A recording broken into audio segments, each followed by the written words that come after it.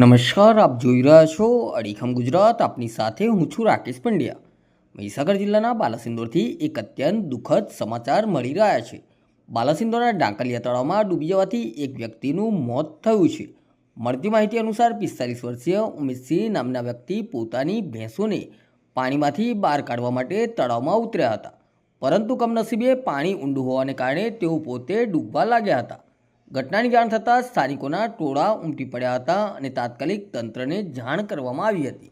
ઘટનાની જાણ થતાં જ બાલાસિનોર પોલીસ અને લુણાવાડા નગરપાલિકાની ફાયર ફાઇટરની ટીમ તાત્કાલિક ઘટના સ્થળે દોડી આવી હતી. ફાયર વિભાગની ટીમે ભારે જહેમત બાદ ઉમેશસિંહના મૃતદેહને તળાવમાંથી બહાર કાઢ્યો છે.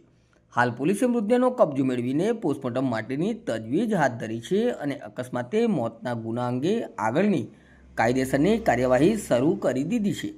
પશુઓને બચાવવા જતાં માલિકે પોતાનો જીવ ગુમાવતા સમગ્ર પંથકમાં અરેરાટી વ્યાપી ગઈ છે.